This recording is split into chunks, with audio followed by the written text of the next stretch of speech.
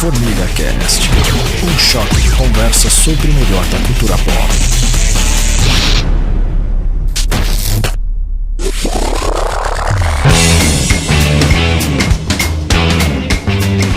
E aí, senhoras e senhores, meninos e meninas, mais um Formiga Cast, podcast do projeto Formiga Elétrica, onde a gente fala de quadrinhos, a gente fala de cinema, a gente fala de séries, literatura fantástica e tudo isso que orbita o universo da cultura pop. Se você nunca tinha ouvido falar da gente, está conhecendo agora, por gentileza, ouça esse conteúdo até o final. Se você gostar, torne-se seguidor ou seguidora do nosso projeto. Se você está ouvindo pelo Spotify, não esqueça de comentar também na nossa caixinha de comentários, que ajuda bastante a gente. Se você está vendo pelo YouTube, é aquele mesmo papo de sempre, dá um like, se inscreve no canal por gentileza e é esse blá blá blá. Bom, hoje a gente está aqui para falar de cinema, claro, mas um lado muito, como direi, sombrio, né? Pelo menos nós consideramos desta forma. Não do cinema em si, da arte, mas do ato de ir ao cinema. Faz muito tempo nós fizemos um episódio intitulado Aventuras na Sala de Cinema, onde nós comentamos as presepadas que nós vimos ao longo dos anos em salas de cinema, e não foram poucas, tá? Quem quiser revisitar esse episódio é muito divertido e tal, mas hoje esse episódio vai ser, conforme eu falei, um pouquinho mais sombrio.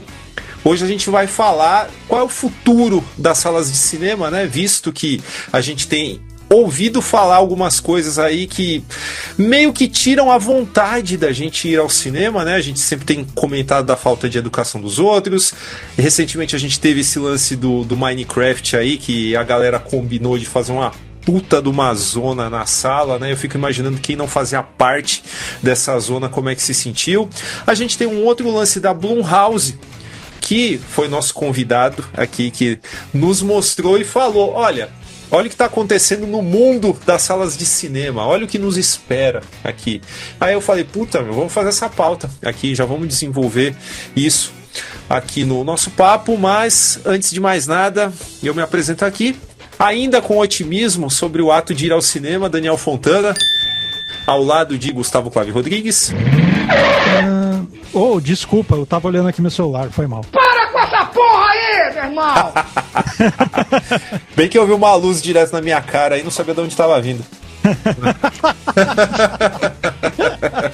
E apresentando o nosso convidado especial, nosso rei das pautas inusitadas, o cara que mandou a notícia e falou assim, isso dá uma pauta aqui, vamos discutir isso porque tá difícil, tá ficando difícil ir ao cinema. Dalton Silva. Eu quero Pulgas 1000, eu quero a geral, no Cinema Olímpia. Já avisei que vai dar merda isso.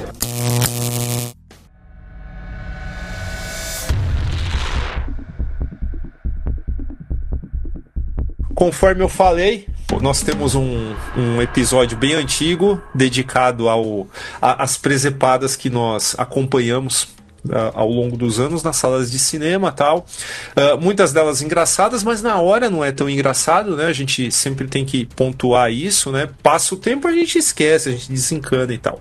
Mas não é de hoje que a gente comenta sobre o perrengue que a gente corre o risco, isso quando não realmente passa por isso, né, mas a gente está sempre correndo o risco de ter nosso dinheiro desperdiçado numa sessão de cinema povoada com pessoas da mais fina educação, né? Aquele pessoal que conversa, antes era só conversar, mas aí com o advento dos celulares, a internet, rede social e tudo mais, isso se tornou um problema. E ainda mais, todo esse movimento nerd, né, que vem ganhando força desde, já nos últimos 20 anos, né, acho que com o advento do MCU, esse negócio do fandom que vai em peso ao cinema, né? O pessoal, se sente como se estivesse numa torcida organizada de futebol, quando o Homem de Ferro sai voando, e tudo mais. Eu e o Gustavo, e essa é uma história velha, tá? Se você tá ouvindo o Formiga Cast pela primeira vez, a gente já comentou várias vezes isso, as nossas más experiências em cabines de imprensa, que eram, ironicamente, os nossos santuários, né? Os nossos refúgios, né? Para assistir um filme tranquilo, afinal de contas, só tem profissionais na sala, né? né? Mas quebramos a cara justamente por isso, né? Porque muitas vezes o cidadão ou cidadã que vai numa cabine de imprensa não é um jornalista, uma jornalista sérios. Né? A gente está falando de fãs, né? Fãs dos mais ardorosos, que tem o ciricutico ali na hora que acontece alguma coisa. A gente já viu até mímica, né? Em cabine de imprensa, né? A gente comentou isso, acho que no episódio do Duna 2, né? Mas tem se tornado um problema, né? Quando você vê gente fantasiada em cabine de imprensa, cara, é porque tem alguma coisa errada, né? E a gente tá aqui justamente para discutir isso. Por quê?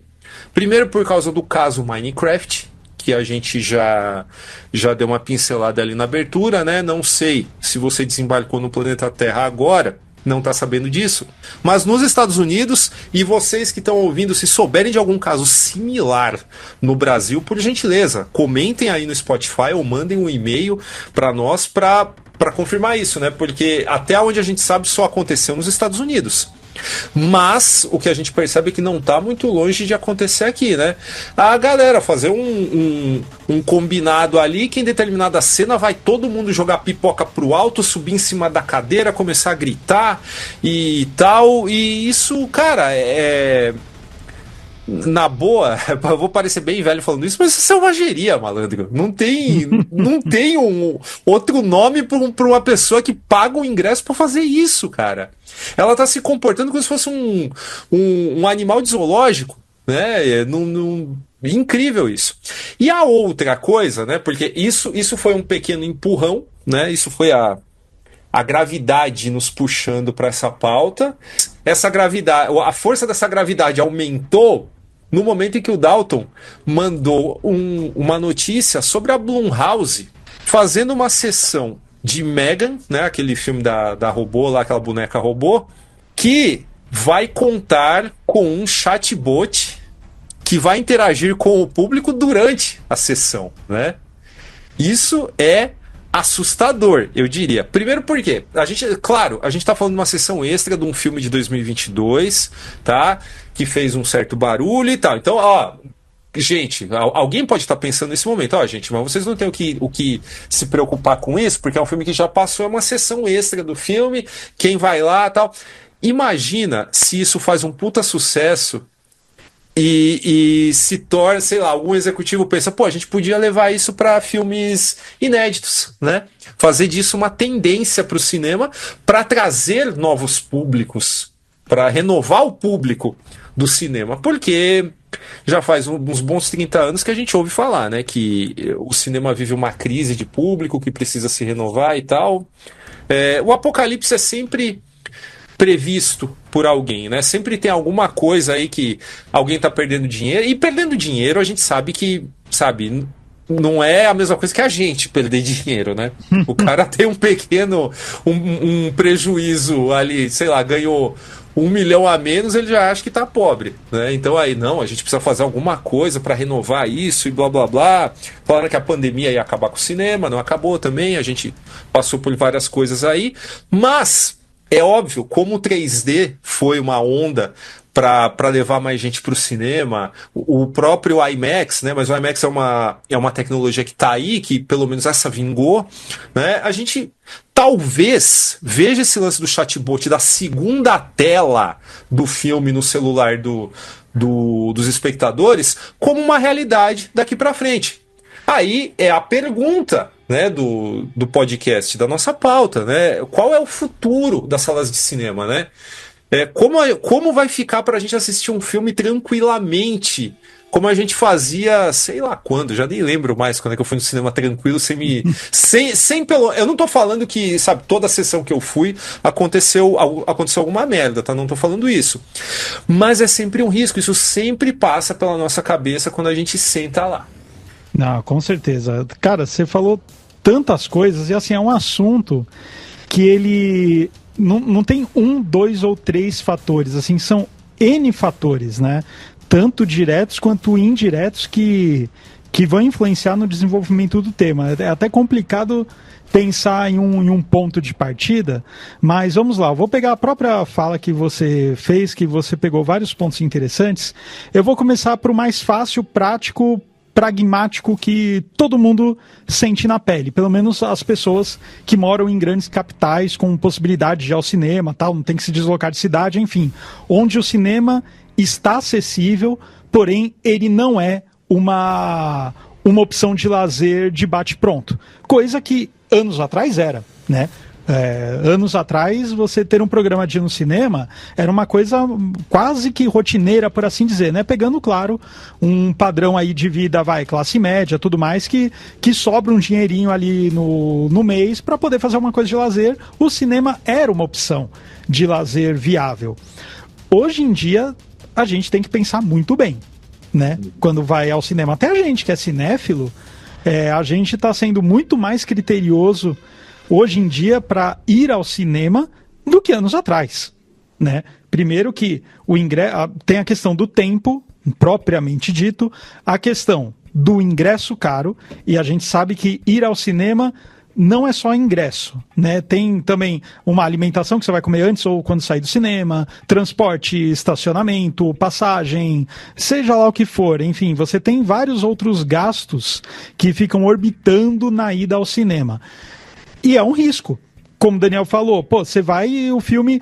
Não é nem a questão do filme ser ruim. Às vezes o filme pode até ser bom, mas não é ótimo. E você teve um gasto muito elevado, imaginando que por metade do valor desse ingresso, por exemplo, atualmente, você tem um catálogo quase que infindável disponível na sua própria casa, né? Com streaming. Coisa que se você dá um play ali e não estiver gostando, você pode mudar tranquilamente e você nem ficar com raiva. Ir no cinema e começar a ver um filme que não tá bom, te deixa com raiva também. Então, tem essa questão financeira que ela é muito forte mesmo. O cinema, para boa parte do público, aliás, para grande maioria do público, é um programa que você não faz sozinho, né? Você vai com um amigo, você vai com o namorado, a namorada, esposa, marido, acompanhante, seja lá, amante, seja lá. Você vai com alguém, né? São poucas as pessoas que de fato vão ao cinema sozinhas. Então, quando você coloca mais uma pessoa, esse custo ele se eleva mais ainda. E se você pega pessoas que o centro financeiro é o mesmo, tipo pessoas que moram juntas, tudo mais, dividem as contas, aí você está falando de um programa que não sai por menos de R$150, considerando tudo. E, poxa, é um valor bem substancial para as contas de casa, né? Já paga aí água, gás e energia elétrica, esse dinheiro já paga. Então isso é um fator que a gente tem que considerar. Outro fator que a gente tem que considerar é a questão do formato do produto / serviço, né? Porque quando a gente está falando do cinema, a gente está falando, a princípio, de um serviço, mas ele também tem muitas características de produto. Então, o que acontece? Olha só. Poxa, eu tenho o serviço cinema, mas eu vou consumir o produto que é o filme. O que eu tenho em casa? Eu tenho o serviço streaming, que eu vou consumir o produto filme ali. Para a maioria do público, isso não tem diferença. Por mais que a gente aqui como cinéfilo, quem está ouvindo agora o podcast está falando, como assim? Porque o cinema, como o Daniel falou, poxa, é o templo, né? Nossa, é um ambiente, é toda uma experiência. Beleza, eu concordo, eu endosso e eu engajo nisso, porque eu sinto também que é uma experiência diferenciada. Mas não é o meu dinheirinho suado, do Daniel, do Dalton, do Damiani, do JV, que vai sustentar o cinema. O cinema só sustenta quando fura a bolha dos cinéfilos, isso é fato. E para essas pessoas que até gostam de filmes, mas não necessariamente têm esse tipo de cinefilia, não consegue, enfim, não apreciam esse tipo de experiência diferente, é muito complicado. A pessoa dá o valor ao cinema e acaba ficando em casa mesmo. E eu nem julgo essas pessoas, porque, por exemplo, eu não acompanho futebol. No máximo eu acompanho Copa do Mundo. Eu gosto de acompanhar os jogos de Copa do Mundo, até quando não é do Brasil, costumo acompanhar o máximo de jogos que dá, mas eu não sinto a menor vontade de ir no estádio. E eu tenho certeza que quem pô, curte mesmo futebol, acha que o estádio é o que a gente acha que é o cinema. É o templo, você tem que ir lá, curtir, é muito diferente. Eu entendo e eu imagino que seja. Mas, pro meu gosto, pro meu prazer ao consumir futebol, minha casa está mais que o suficiente. E no caso do cinema, a gente também imagina que o grande público também vai se sentir suficiente consumindo em casa. Porque o cinema, no modelo atual, hoje, que é o modelo de demanda, que é esse modelo, né, sob demanda? Poxa, antes você queria, sei lá, eu lembro eu quando era um jovenzinho adolescente, eu tava maluco pra rever Matrix, só que não tinha dinheiro pra ficar alugando direto, e eu pirei quando no SBT mostrou lá que ia passar no Tela de Sucessos. Só que vai saber quando é que ia passar, né? Porque o SBT, ele fazia um comercial no início do ano com boa parte dos filmes que ia passar, só que podia, enfim, mandava esse comercial em janeiro, o filme podia passar em julho, né? E a gente esperava, e chegava o dia, chegava a hora, e assistia tal, e aquilo era escasso. Se você perdesse aquilo, só depois de 6 meses para o filme passar de novo na TV e olhe lá, né? Então você tinha que alugar, tudo mais, mas enfim, tinha, como posso dizer, uma mão de obra ali, né? Tinha um esforço. Agora não. Agora, poxa, você quer ver um filme, você vai lá num streaming, alguma coisa assim, né?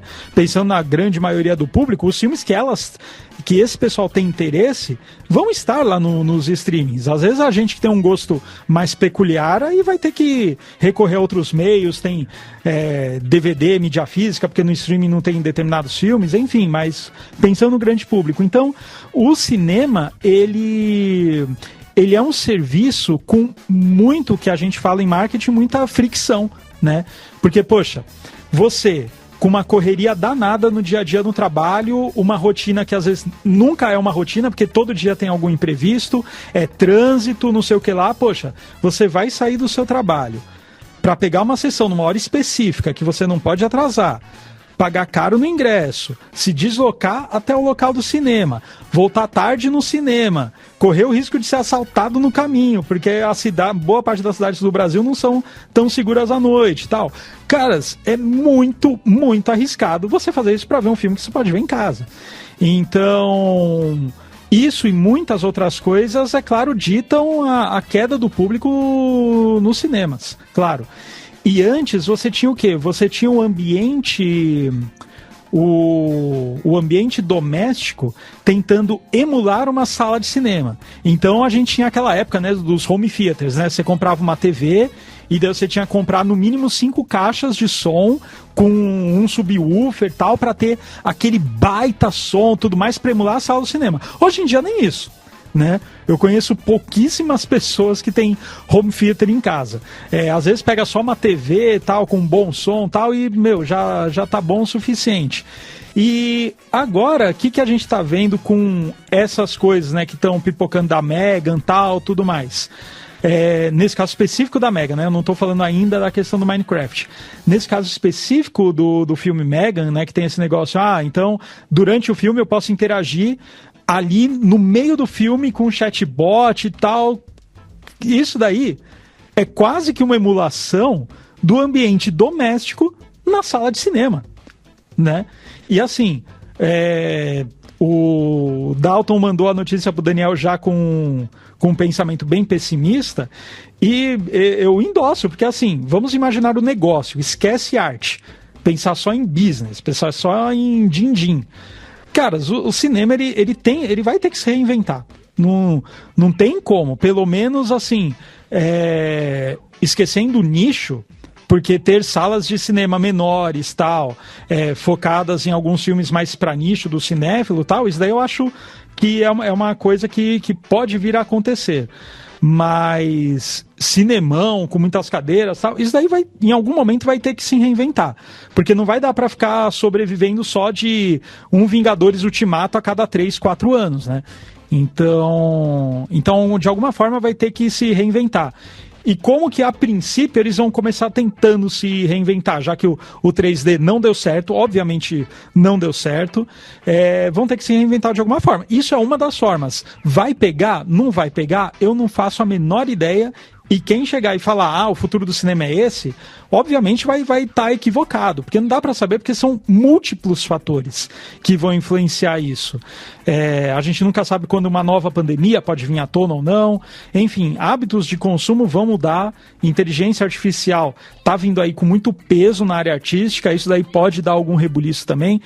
Enfim, um medo que eu tenho, e eu já vou concluir essa primeira parte aqui, para não ir embora também, um receio que eu tenho é que uma dessas mudanças sejam os filmes se adaptarem para um formato menor. Em que sentido? Poxa, todo mundo consome conteúdo ridiculamente rápido hoje em dia. Né? Então, seja vídeo no YouTube, mas principalmente questão de Instagram, TikTok, é tudo coisa muito rápida, muito rápida. Então as pessoas não têm paciência para ver filme, no máximo vê em série, que são episódios mais curtos, mesmo que tenha o tal do binge watching, ainda assim os episódios eles têm um formato ali muito específico. Então, assim, o meu receio é filmes mais contemplativos, mais com uma trama um pouco mais pausada, sabe? Um pace mais próprio, um ritmo muito mais próprio, cadenciado e tal. Eles começam a ficar muito mais acelerados que de costume e, sei lá, a gente tenha epopeias de 1h20, por exemplo, sabe? 1h10, 1 hora, sabe? Com sessões mais baratas, por exemplo. Só que até então você vai ver um filme, sei lá, de 50 minutos. Aí o que antes era média-metragem passa a ser o padrão? Não sei. Mas é um medo que eu tenho do formato de filmes que a gente tem, eu vou dizer mais convencionais, tá? Eu tenho um receio desse formato acabar minguando em prol de um novo formato. Agora, pronto, já falei demais, depois eu falo outras coisas. Dalton, manda ver aí. Eu gostei desse ponto, Gustavo. Eu vou até pegando um gancho, né, sobre essa adequação, né? Se a gente pegar e pensar, tipo, o cinema enquanto prédio, enquanto local de entretenimento, né, é uma coisa que começou a se formatar junto com a tecnologia, né, a própria do cinematógrafo, entre outras coisas. Então, no final do século XIX, começou-se com essa inserção da tecnologia, né, do cinema. Então, no começo, os shows burlescos, por exemplo, ele tinha projeções. Então, é uma pequena parte de um teatro, você, né, num evento lá, você fazia uma projeção. Inclusive, um dos caras que popularizou, ficou famoso nessa época, foi o Winsor McCay, né, do Little Nemo. Ele tinha pequenas animações que ele projetava em shows burlescos, né? Com isso, a gente começa a ver a evolução do teatro enquanto teatro mesmo, e, pensando na língua inglesa, né, o movie theater. Então, assim, você tem aquele teatro que apresenta filmes, ele vai se convertendo e vai dominando aquele espaço que já está formatado, e para essa nova tecnologia está chegando. E curiosamente, falando em tecnologia, né, puxando isso aí, o Thomas Edison, lá no comecinho também, ele tinha uma previsão que salas de cinema não ia dar dinheiro, não ia ser do agrado. Ele apostou em outra tecnologia, que era o kinetoscope, que na verdade era um peep show. Era uma caixa onde que você tinha ela como fosse um periscópio e você via seu filme individualmente. Né? Tanto que chegaram a inaugurar salas onde que você tinha esses peep shows que você pagava lá 25 centavos para poder assistir um filme lá, você sozinho. Agora, olha que paralelo. O que o Thomas Edison falou lá atrás, hoje se aplica aos celulares. Né? Então, assim, você dá um arco gigante e parece que volta para o começo. Então, enquanto o Thomas Edison apostou numa tecnologia, o cinema ele foi crescendo. Né? E falando nessa questão da metragem, se a gente pensar, por exemplo, aí vocês vão me corrigir, até um tema recente, o Nosferatu, eu acho que o filme Nosferatu original tem 35 minutos. Né? O Cão Andaluz tem 15 minutos. Não, Nosferatu então, tem 90 minutos, cara. O original? Sim, 90 minutos. Não, então, perdão, porque assim, geralmente esses filmes do começo, assim, eles eram bem curtos, né, mas o Cão da Luz com certeza, ele tem 15 minutos, então, assim, se a gente pegar e pensar, então peço perdão, né, mas se a gente pegar assim, essa metragem, ela vai se alongando ao longo do tempo, conforme também você tem a evolução da tecnologia, né. Então, onde que eu quero chegar? Então, realmente, assim, conforme você tem a chegada da televisão, e o pessoal começou a já anunciar a morte, essa suposta morte do cinema, aí você já tem a questão do CinemaScope, depois você começa tipo, a melhorar, o pessoal da década de 70 começa a colocar subwoofer para dar som grave no cinema. Aí a gente tem a questão do 3D, né, no começo dos anos 2000, que foi uma outra coisa para tentar chamar atenção, porque em paralelo você está começando a aparecer os aparelhos digitais, né, as telas planas em casa. Então, assim, realmente, sempre que o pessoal tem essa tecnologia que supostamente vai roubar uma fatia de público, que se você for pensar, talvez não seja realmente um público de cinema, o cinema vai se movimentando. E a gente chega nessa questão agora, né, da Blumhouse, que assim, na verdade é um pouco preocupante, porque assim, retomando e detalhando um pouco mais, quem está criando, foi criado um aplicativo chamado MovieMates, que é a Meta, né, a empresa Meta, a mesma do Facebook, né, então eles criaram esse aplicativo e o pessoal do Blumhouse vai estrear esse aplicativo chama Festival Halfway to Halloween. Então vai ser agora recente, né, então o filme Megan ele vai ser relançado para esse festival no dia 30 agora de abril. Na sequência, no dia 7 de maio vai ser Annabelle e no dia 14 de maio vai ser aquele filme Ma. Então, e todos eles vão contar com esse negócio do MovieMates, que assim, literalmente dizendo, você assiste o filme com o celular na mão e você vai interagindo, né, com o chatbot, né, que nem foi comentado. E ele vai, ao longo do filme, ele vai soltando informações na tela. Então, realmente, é para você ficar com o celular na mão. Então, que nem foi também comentado, assim, o pessoal está replicando o ambiente de casa dentro da sala do cinema.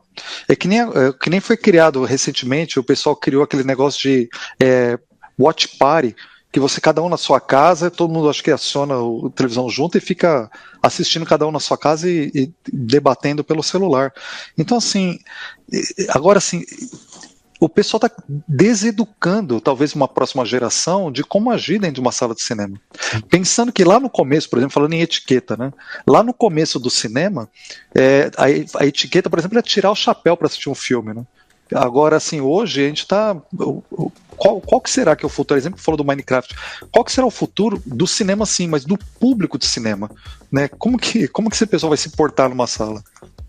Isso o Daniel falou, né? Faltou o público, e o público é uma questão bem peculiar, né? O caso do Minecraft em específico, eu acho que é muito mais um comportamento atrelado a alguma trend de TikTok, alguma coisa assim, algum desafio de rede social, do que necessariamente a um comportamento no cinema. É que aconteceu no cinema. Mas, bom, espero que não seja algo que tenha muito futuro esse tipo de alarde. Mas essa questão do celular ser naturalizado na sala do cinema, eu acho que isso em um futuro muito breve vai acontecer. Aqui atualmente, o que a gente tem, né? Antes, há muito tempo, você tinha o aviso naquele filminho inicial, né? Então você tem lá o negócio da saída de emergência, tudo mais, fala para desligar o celular, e se alguém ligava o celular no meio da sala, sempre tinha alguém na sala falando, ei, desliga isso aí. A tendência é, em breve, não ter mais ninguém para falar, desliga isso aí, porque essa pessoa também vai estar com o celular, né? E se tiver a maioria do pessoal usando o celular na sala, o cara que gritar reclamando, ele pode ser linchado por essa galera. Então, isso é uma coisa. E quem sabe num futuro um pouquinho mais longe, mas não tanto, nem nos filminhos iniciais vai pedir mais para desligar o celular. Porque vai ser algo que, paciência, o pessoal faz e é isso. O que é complicado, né? É muito triste, mas assim, a gente vê, pega, por exemplo, que eu sou ainda uma geração um pouco mais nova que a geração de vocês. Mas mesmo assim, tem galera, até mais velha que todo mundo que está aqui nesse podcast, que não se aguenta ficar 1 hora sem ver o celular, né? E, você entra na sala de cinema, são umas 2 horas ali e tal. Então, assim, se galera mais velha que ia ao cinema sem celular, que nem existia celular e já ia ao cinema, então sabe como é que é experienciar o filme no cinema. Se essa galera já tem esse tipo de comportamento, Imagina a galera que tá vindo agora, cujo celular já faz parte da vida desde que nasce, né? É quase uma extensão do corpo, literalmente, né? Então é complicado. E daí vai falar, mas, poxa, e a educação, tudo mais? Eu acho que é um pouco mais complexo que isso, porque, no meu caso, o celular, ele é um utilitário. Ele é um aparelho utilitário no qual eu resolvo várias coisas. Para a geração que tá vindo aí, para a geração que é adolescente agora, tal, o celular é uma extensão da vida, literalmente. Literalmente, porque as pessoas aprendem pelo celular, conversam pelo celular e tal. Embora, é claro, nós aqui também fazemos isso, obviamente, não somos ermitões, mas as nossas relações, a base delas não são relações parasociais, são relações sociais, né? Então, pô, toda vez que o Daniel, Dalton, olha só um exemplo bem pragmático. Toda vez que o Daniel precisa falar alguma coisa pra mim que, pô, é uma coisa mais séria, um assunto mais profundo, sobre formiga elétrica, ou seja, qualquer outra coisa, a gente marca um café.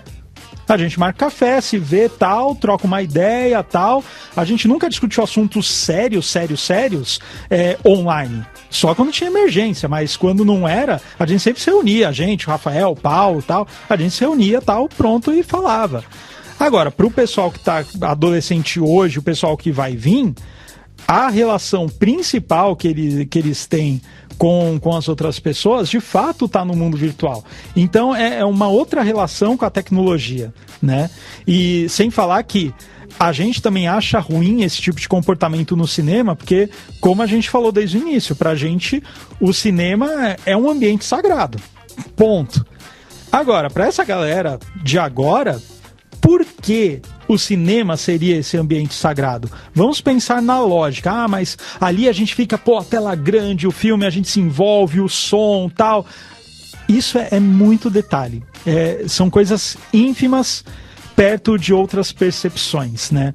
Então assim, isso é mais complicado. Porque eu imagino, se eu usar uma bola de cristal aqui, o modo como as pessoas num futuro muito próximo, se não o presente já, vão ter na sala de cinema, é uma naturalização de um second screen, outras coisas, de fato. Isso acho que não tem muito como escapar, porque o contexto pede isso. E, de novo, eu tô me estendendo muito aqui, porque, como eu falei no começo, é um assunto tão aberto que puxa tantas coisas, mas só para meio que concluir essa parte, isso varia muito do contexto. E o nosso contexto hoje, o celular é uma tela muito principal. É uma tela muito principal na vida de boa parte das pessoas. E qual que é a questão? Eu lembro na época que eu jogava boliche, olha só, parece que não tem sentido, mas faz sentido sim, tá? Na época que eu treinava boliche, isso na minha adolescência, eu lembro que eu treinava no clube, e no clube era uma delícia de treinar.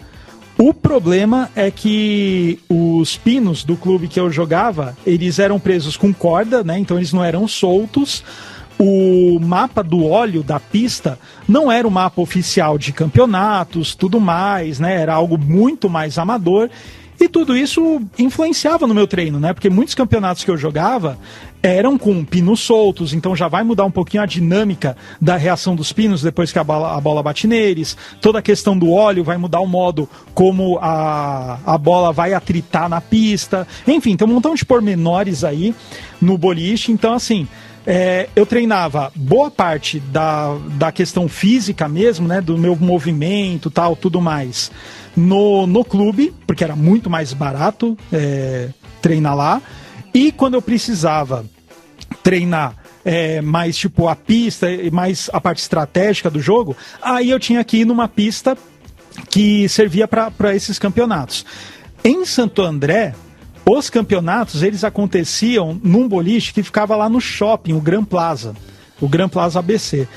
Então, assim, era um boliche super high-tech, super profissa, porém, era o típico boliche de shopping também, que as pessoas iam lá para se divertir. E eu ficava pé da vida. Por quê? Porque daí, quando eu treinava de tarde, e a galerinha lá para se divertir, ficava gritando, berrando, enfim, aí era difícil se concentrar. E quando era noite, o boliche virava meio que uma balada, né? Ficava tudo escuro, luz neon, tudo mais, tal, e eu não conseguia treinar.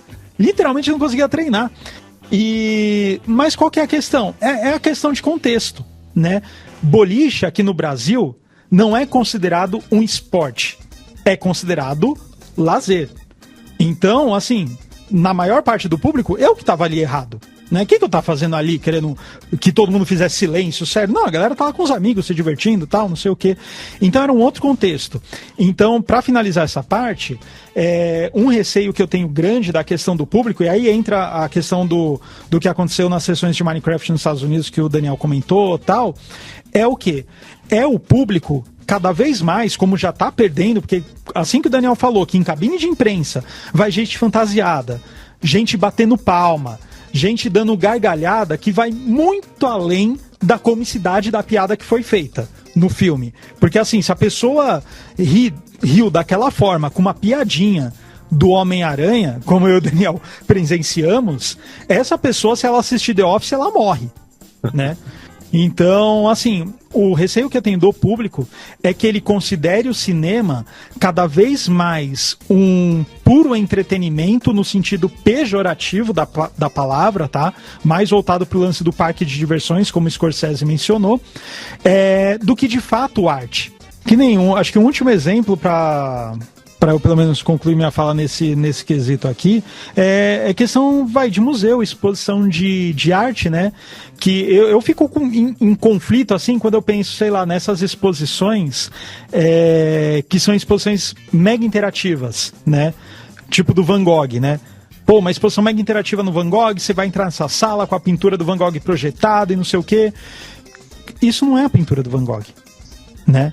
Isso é uma diversão, a pessoa vai lá, tirar foto e tal. Eu fico em um conflito muito, muito sincero, assim, porque, poxa, ao mesmo tempo que eu acho que isso eu não acho que valoriza diretamente a arte do Van Gogh, porque a arte do Van Gogh não é aquilo é um espetáculo visual, um entretenimento, né? Mas ao mesmo tempo, isso fura a bolha, de certa forma.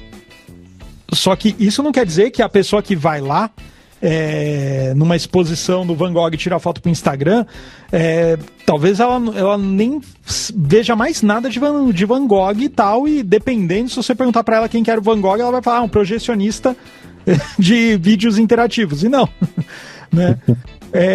Mas também, poxa, se não tivesse isso, essa pessoa não iria, e talvez nem tivesse o mínimo contato com o nome Van Gogh, sabe? Eu tô pegando um exemplo meio esdrúxulo, mas acho que é um exemplo didático, né?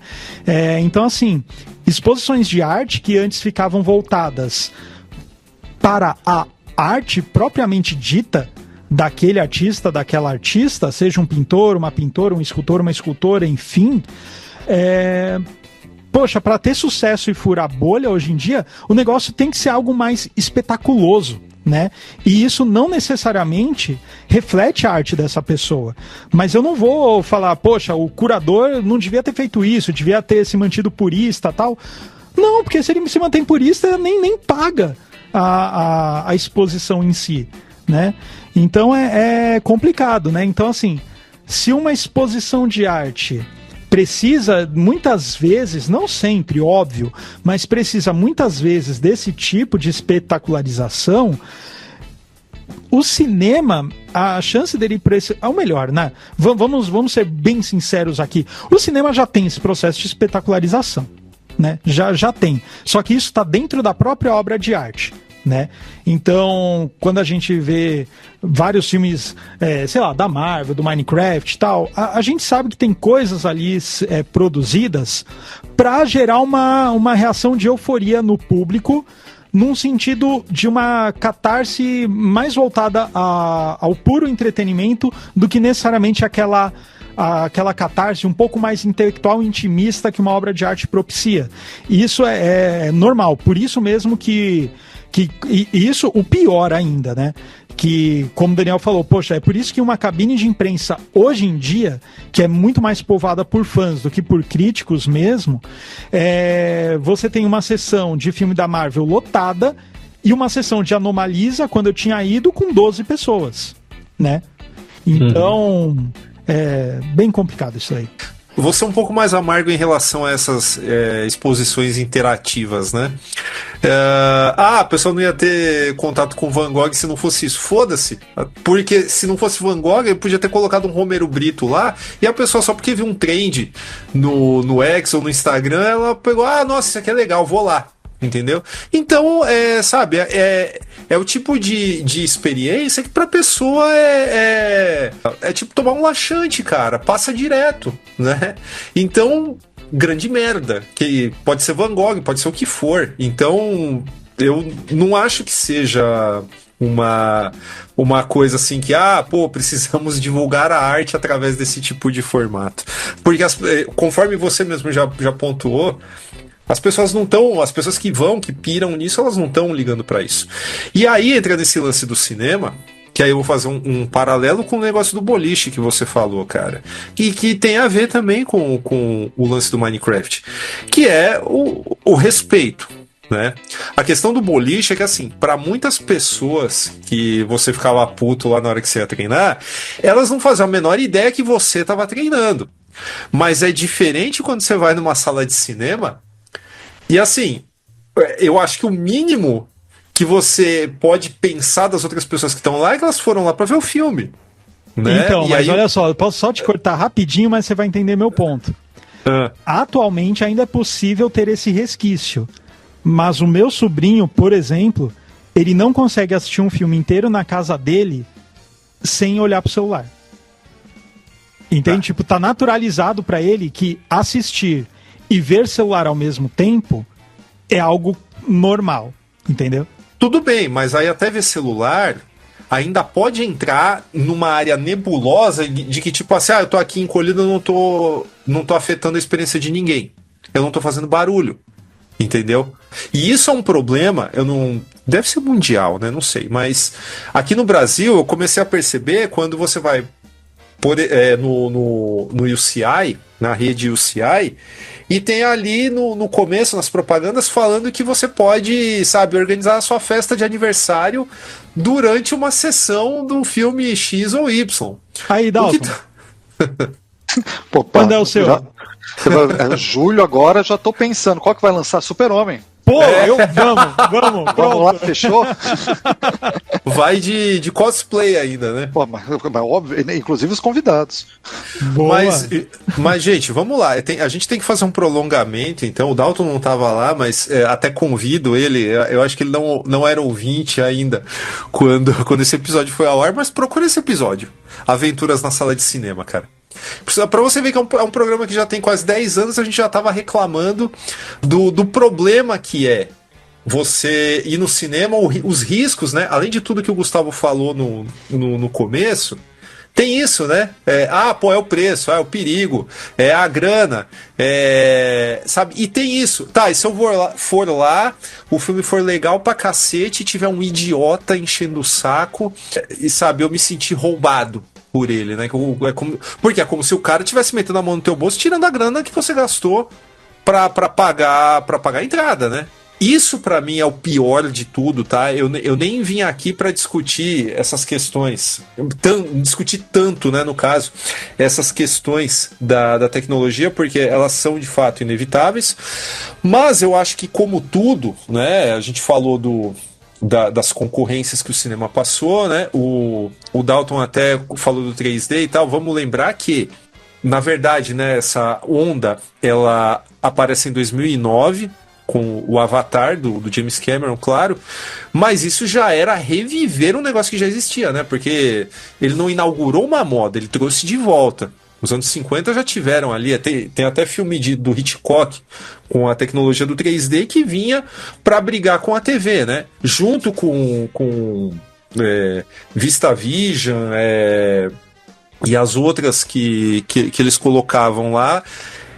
Mas teve também os cineastas que tentaram brigar contra esses problemas, entre aspas, de uma forma mais artística, por assim dizer, né? Você vai ler a história do Howard Hawks com Rio Bravo, por exemplo, ele fala, né, que o filme todo é uma tentativa de criar uma experiência que espectadores não poderiam ter em casa, né? Então ele juntou um monte de coisas, né? Claro que ele levou em consideração que a TV entregava naquela época, né? E aí ele fez um negócio que juntou. O Rio Bravo ele tem romance, ele tem o lance do western também, mas ele tem estrelas da música, o Jim Martin, o Rick Nelson ali, que cantam, inclusive, durante o filme, né? Então ele conseguiu juntar vários gêneros, aonde um negócio que, sabe, de longe você olha, aqui tem só um western. Né? Mas não é somente um western, né? É um grande filme pensado justamente para reconquistar um público que estava mais ou menos ali deixando as salas de cinema por causa da TV. Aí, cara, retornando ao fato de que a gente já fez um programa para comentar a falta de educação e a falta de noção de algumas pessoas em salas de cinema, o Dalton até comentou comigo quando mandou a sugestão da pauta, eu falei, cara, o que a gente vai falar aqui dá até para se prolongar para plateias de teatro, né? E de fato, cara, não é de hoje. Eu já vi presepada, já vi gente levando criança pequena, de colo mesmo, bebê, numa sessão de 12 homens e uma sentença, né? Então você imagina que não foi agradável. Eu já vi um cara rindo no final de Cyrano de Bergerac e no monólogo final, que é um bagulho tipo mega dramático. Que mais que eu vi? Cara, Gustavo, eu contei a história do Teatro Municipal no outro podcast ou não? Puxa, cara, eu não me recordo, mas manda ver, cara. Vale aí, assim como, parafraseando o Stan Lee, todo podcast pode ser o primeiro podcast de alguém. Exato. Então, vou te falar, cara, isso aconteceu em 2001, 24 anos atrás. Saca só, eu fui ver uma apresentação do Requiem de Verdi no Teatro Municipal em São Paulo. Então, eu lembro que tava um calor desgraçado, cara. Eu tinha ido do trabalho também, então eu tava com roupa social e tal. E aí legal, fui eu e um casal de amigos. E aí a gente tá lá, essa apresentação era em 2 atos, né? E aí um pouco antes e um calor do diabo, né? Já ressaltando isso, porque vai fazer diferença lá na frente. Eu tava num balcão lá em cima e tava bem vazio, sabe? Então no bloco em que eu tava tinha só nós 3, mais 2 pessoas ali um pouco mais abaixo, e só num outro bloco, assim, do outro lado desse balcão, é que tinha ali um senhor, uma família, um senhor com mais uma senhora e um outro cara mais novo, né? Então eu supus que fosse uma família. Enfim, na hora de começar o segundo ato, prestem atenção nisso, cara, porque eu achei que era pegadinha, achei que era contratado da casa, porque é inexplicável isso. Na volta, o pessoal, os músicos, eles tiraram o paletó e colocaram em suas cadeiras, né? Só que a rapaziada do coro não tinha isso porque eles estavam de pé. Eles não teriam aonde colocar o paletó, né? Cara, na hora que o maestro voltou pro segundo ato e já tava batendo a batuta ali no suporte ali para começar, eu ouço do meu lado, assim, um pouco pra lá, senhor maestro, um berro, cara, porque esse cara queria ser ouvido, né? Aí eu falei, não é possível, cara, você já toma aquele choque, né? Você já pensa que porra é essa, né? Aí dali a pouco, senhor maestro, aqui, por favor. Aí eu olhei lá pro lado, essa família, que eu te falei, um senhor lá, todo respeitável, era ele, tava debruçado ali na beirada, chamando o maestro, cara. E aí, na hora que o maestro olhou, ele falou assim, o cara pegou e falou assim, eu gostaria de pedir para que os rapazes do coro também tirassem o paletó, porque eles estão com calor. Aí... Mas aí, pô, o cara tava com empatia com a equipe, né, cara? Mano, pelo amor, cara, pelo amor. Aí, saca só. Aí... Eu vi que eu fiquei de olho, mano, eu tava de cara, eu tava com a boca aberta. Eu falei, mano, é contratado da casa, não é possível. Estão gravando uma pegadinha aqui, não pode ser. Aí o povinho do coro lá ficou meio oriçadinho aí, querendo tirar o paletó. Aí o maestro fez tipo um gesto assim com os olhos. Fazer o quê, né? Virou e continuou, né? Cara, como se nada tivesse acontecido. Exato. Falou, um louco, um idiota. Cara, eu fiquei metade do segundo ato rindo, cara, segurando meu riso ali pra não gargalhar. Entendeu? E aí, beleza, aí terminou o espetáculo, eu falei, deixa eu ver a cara do autor dessa atrocidade, né? Aí o cara não tava aplaudindo não, cara. O cara ficou puto que não foi atendido. Agora, cara, vem cá. Isso é atitude? Pelo amor, cara. As 3 coisas que eu falei aqui, tudo bem. Uma é mais cômica. Eu concordo. Onde já se viu não deixar o garotada do coro tirar o paletó? O cara era sindicato dos cantores de coral. Pode crer. Ia fazer um piquete lá na frente do municipal. Eu concordo. Vamos cancelar esse maestro aí. Agora, tem também os casos que é falta de noção, como, por exemplo, o Gustavo, quando foi assistir o Godzilla, que o cara gritou no meio, Breaking Bad! Né? Isso é falta de noção, cara. Isso é falta de noção. Mas até pra passar um paninho pro cara, eu nunca vou conseguir imitar exatamente o jeito como ele falou, mas assim, o finalzinho do Bad meio que diminuiu abruptamente, do tipo, cara, putz, não tô em casa, sabe? E assim, o cara tava longe de mim, né, Dalton? Mas assim, tava lá vendo, né, tal, filme. Aí, assim, certeza que quando o Bryan Cranston apareceu, o cara, nossa, de onde que é esse cara? Dele lembrou Breaking Bad. Sabe, tipo... o cara perdeu metade do filme ali tentando lembrar, né? Certeza que foi isso. Mas essas coisas... Correr, talvez. Essas coisas passam, né? São pontuais, né? Agora, quando é um comportamento mais assim... Não, olha só, Dalton. Isso eu tinha comentado em podcasts anteriores, mas foi antes de você adentrar na trupe. Então, acho que você não ouviu isso, mas eu acho que é muito didático da mudança de comportamento do público e não uma mudança geracional, tá? Uma mudança do perfil mesmo do público que era o público que cresceu vendo cinema sem essa onda de rede social tal, tudo mais, mas mudou o comportamento. Porque bem no comecinho, lá no comecinho do Formiga Elétrica mesmo, quando ia ter algum filme de herói, Marvel, DC e tal, eu falava pro Daniel, né, pô, cara, quando tiver cabine desses filmes, me manda, porque eu quero assistir o filme com calma, tal, pra gente falar depois em vídeo, em podcast, seja lá o que for, porque se eu for ver com um público normal, fora de cabine, vai ser zoeira, a galera vai gritar, tudo mais, então eu quero ver o filme na maior calma possível, e que melhor calma possível que não com os profissionais, né? Sim. Cara, Dalton, eu não vou lembrar exatamente quanto tempo se passou, mas chegou um momento que eu fiz o contrário com o Daniel. Cheguei pro Daniel e falei, cara, vai estrear tal filme aí da Marvel, tal, não sei o quê, e a gente vai fazer o podcast? Vamos? Beleza. Faz o seguinte, não me manda na cabine, tá? Pode deixar que eu vou ver com o público geral. Porque, cara, o público geral, e assim, quando eu digo público geral, não tô querendo desmerecer, nem colocar a gente numa elite apreciadora de arte, não é nesse sentido. É no sentido que, assim, pô, o público geral, obviamente, não tem a mesma obrigação que os profissionais da crítica, que estão lá como profissionais, não como público. Embora o público ele deva ter respeito ao ambiente, ainda assim ele tem muito menos amarras do que os profissionais. E a galera de cabine de imprensa, Dalton, pareciam as crianças do Minecraft, cara. Seria mais tolerável esse deslize no público. Não, Sim, não só mais tolerável o deslize no público, como o público deixou não deslizava tanto quanto a galera de cabine.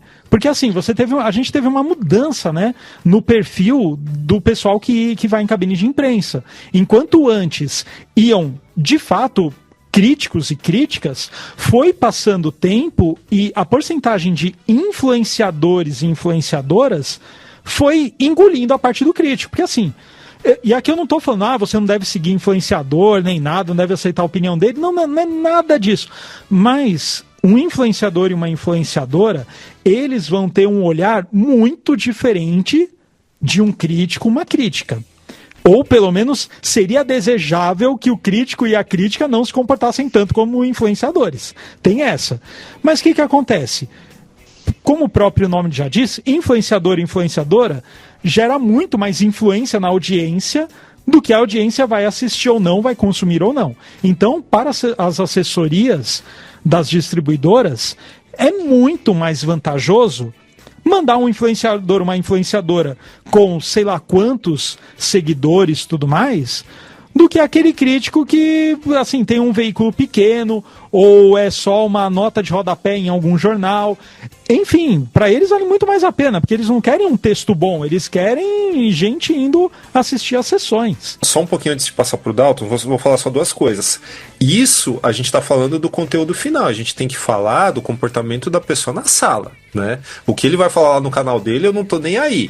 Desde que ele fique quieto, sabe? Não fique fazendo oba-oba, né? E batendo palma pro cara que apertou o botão do projetor no final, tá? Até porque esses comportamentos, eles são mega hipócritas, tá? Hipócritas. Porque a gente viu em Batman vs Superman o pessoal batendo palma no final do filme, pra depois, vai lá no Rotten Tomatoes, estão massacrando o filme, todo mundo foi lá pra casa falar mal do filme. Entendeu? Não tô julgando o filme aqui, mas a gente viu a galera batendo palma, tá? E todo mundo sabe que, num geral, o filme foi massacrado, né? Não parece ser um filme que foi recebido com palmas por uma plateia de influenciadores e de críticos. Essa que é a verdade. E eu acho que, num geral, cara, isso também tem a ver com o fato, já que a gente tá expandindo antes, aí o Dalton pega essa bola e segue, tem a ver com empatia, cara. Porque, assim, o mesmo lance que a gente tá vendo da pessoa que fica se remexendo na cadeira durante o filme, né? Não tá falando, mas tá se remexendo. Né? A gente também vê isso. O cara que conversa, o cara que pega o celular, sabe, vai falar com a mãe no meio do filme, sabe? Seja lá o que for. Isso também tem a ver com o cara que ouve o celular sem fone no metrô, entendeu? E isso se chama falta de empatia. O cara, tipo, ele tá preocupado só com o mundinho dele, não tá nem aí, sabe, pro fato de que ele tá num local que tá sendo dividido com outras pessoas, né? E que isso tá afetando a viagem ou a permanência de algumas pessoas ali. Concordam ou não? Absoluto. Sim, e assim, aí vamos amarrar, porque vários conceitos aí jogados aí, a gente pegou e colocou, vamos agarrando eles.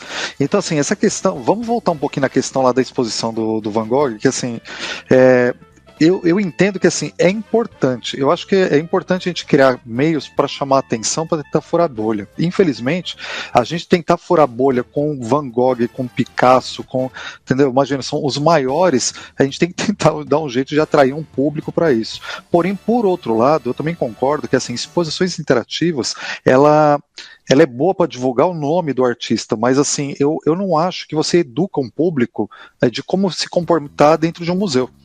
Certo, então assim, muitos momentos a gente está falando de como a indústria, porque é entretenimento, a indústria de entretenimento, ela está preocupada com o lucro do momento e não de formação de público. Então assim, exposição interativa é super importante? Sim, eu entendo que é super importante, mas ela forma um público, ensina um público a se portar dentro de um museu? Com certeza não.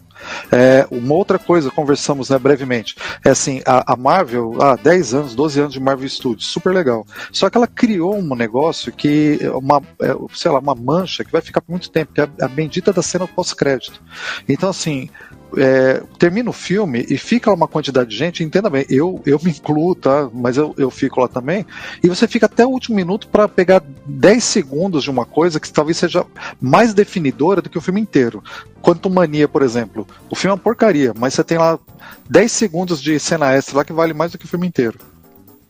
Então, assim, no final das contas, o que acontece? Você fica, o coitado dos profissionais, aquele pessoal que fica dentro da sala de cinema, os meninos, que geralmente são adolescentes, que estão aguardando acabar a sessão de cinema para poder limpar a sala para começar o próximo filme, o pessoal lá tá aguardando, a ponto que eu não lembro se eu já estive numa sessão ou já ouvi falar numa sessão que chegou no final, o profissional, o menino lá falou assim, gente, não tem pós-crédito, pode ir embora que não tem, já deu um berro. Porque senão o pessoal ia ficar até o último minuto para descobrir que não tinha. Então, assim, isso é deseducar o público. Então, é a cena pós-crédito da Marvel, é a exposição interativa. Bom, aí outra coisa também, assim, o negócio da catarse. Quando você tem uma obra que é construída para te levar para lá, é uma coisa. Vou dar um exemplo. Eu tive a felicidade de assistir ET no cinema. Né? Isso aí também denuncia a minha idade. E, cara, eu tinha, sei lá, 8, 10 anos de idade. Quando chega aquele momento que, agora ferrou, não tem mais solução, e aparece lá o Elliot, lá, o ET, voando e passando na frente da Lua, cara, o cinema foi abaixo, era todo mundo gritando. Com certeza, muita gente da mesma idade que eu, um pouco mais velho, um pouco mais novo, mas porque aquilo vai te conduzindo pra catarse. Eu lembro quando eu fui assistir, se não me engano, o Alto da Compadecida, que no final todo mundo bateu palma, mas o filme já tinha uma construção meio de teatro, e também é como se fosse a ressurgência do cinema nacional, então assim, parecia que era uma coisa assim mais próxima, mas cara, esse negócio de bater palma no final do filme é um negócio assim que eu fico sentindo que é a nostalgia do que eu não vi, entendeu? A saudade do que eu não vivi, tipo assim, será que esse pessoal foi em teatro? Entendeu? Porque assim, você tá batendo palma, mas lá na frente o filme não vai tipo, passar melhor ou pior se eu bater palma. Então assim, essa vontade de querer interagir, sabe, eu fico com dúvida, entendeu? Sobre... Não, você ainda tá com sorte do pessoal batendo palma no final do filme. Eu e o Daniel presenciamos gente batendo palma no meio do filme. Sim. Então, cara, por exemplo assim, catarse recente, tipo assim, no Ultimato, quando o Capitão América pega o martelo do Thor, cara, tipo, aquilo lá foi genial, fantástico, entendeu? Mas calma, nem por isso eu levantei da cadeira e vou dar um grito, né? Então, assim, a gente começa a questionar, outra também, vão aumentar, tá falando de entretenimento.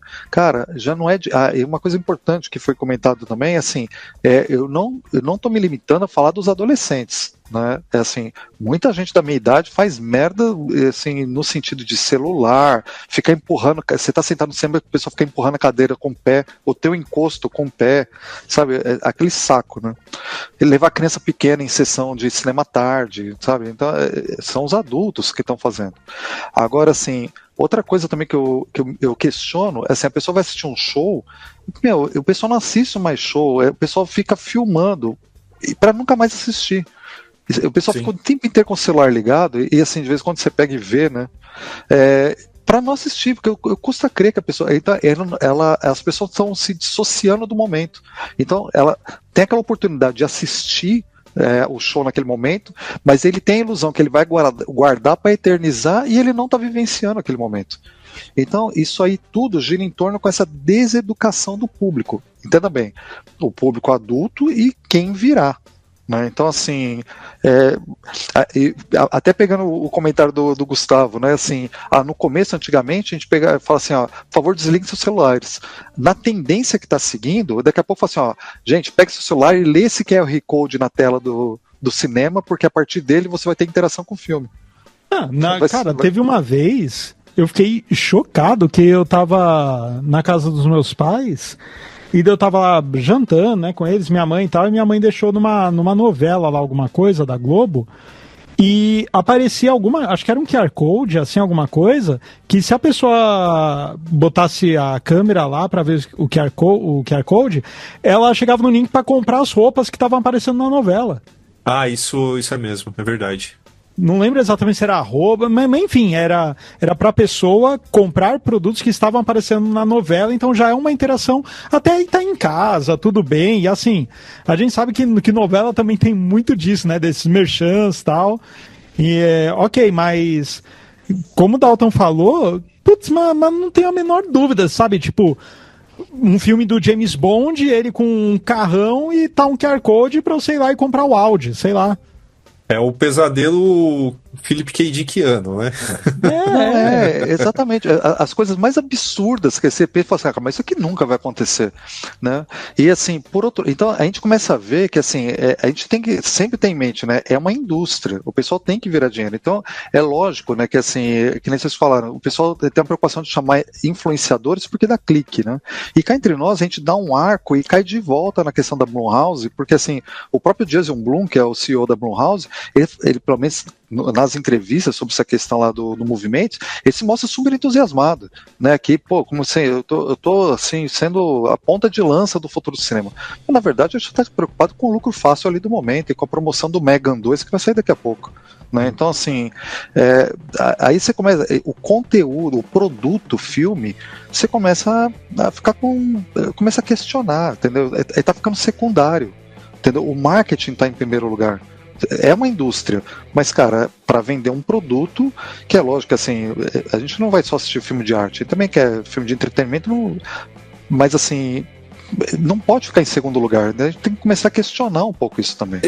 Foi bom você ter comentado isso, né? Entretenimento versus filme de arte, cara, porque essa é uma questão nebulosa, né? A gente não tá defendendo um modelo de filme X ou Y, né? A gente tá falando que tanto faz se você vai ver uma comédia do Adam Sandler ou você vai ver um Stanley Kubrick, tanto faz, cara, sabe? Isso depende de você sentar ali, botar seus olhos na tela e dane-se, entendeu? O que é foda, além do negócio da cena pós-créditos que você falou, que me remete diretamente ao anti-exemplo da cena pós-créditos, que é um negócio genial, que é o final de Batman Begins, cara. Aquilo ali na mão da Marvel ia ficar para pós-créditos, né? Sendo que ali no final do filme, cara, foi perfeito, todo mundo foi embora enquanto os créditos estavam subindo, felizes da vida, tal. E é isso, é assim que tem que ser feito, né? Agora, o lance aí do celular tem a ver também com a orientação de salas de roteiristas na própria Netflix hoje. Novela já tem isso, já tem um bom tempo. Mas orientação na sala de roteiristas da Netflix, exceto quando é projeto mais autoral, gente famosa envolvida, mas o que mandam os caras fazerem é o seguinte: criem diálogos que sejam tão expositivos que a pessoa não precisa ficar com o olho na tela, que ela possa estar fazendo outra coisa enquanto ela consome isso, né? Mesmo que ela não esteja olhando pra tela. Cara, isso é uma estupidez do caralho, né? Exato, Então, no final das contas, aí entra novamente a questão do Gustavo. Inclusive, a questão já foi comentada, acho que em outros podcasts de vocês, que assim, é o cinema se dobrando ao público.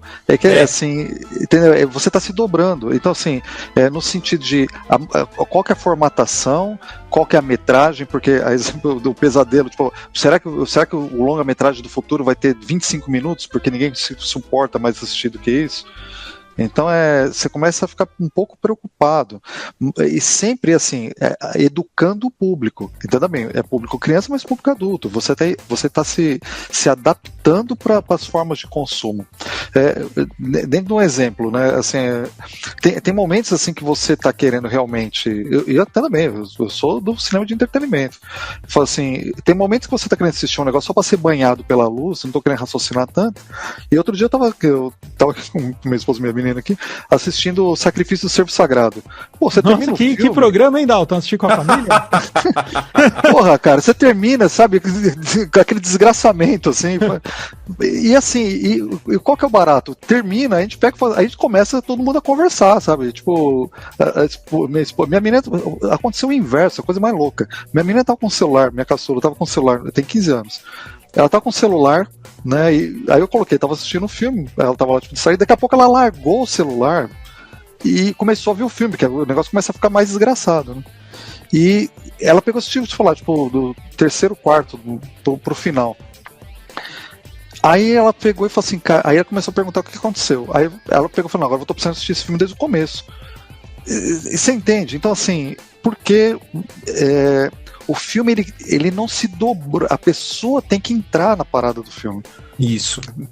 Entendeu? Então, alguns momentos tem isso. E assim, é um exercício legal. E o barato que a gente consegue aqui em casa, assim, no final fala, cara, e aí, o que você achou? A gente fala, pô, mas é aquilo, o que você acha que ele significa? Pô, então aquele gesto, aquilo é uma referência. Então, assim, você consegue uma profundidade. Então, assim, no final das contas, será que não é isso que atrai um público? Será que assim, é lógico, você tem níveis, mas assim, se você for abrandando, tem uma hora que o próprio produto se torna desinteressante.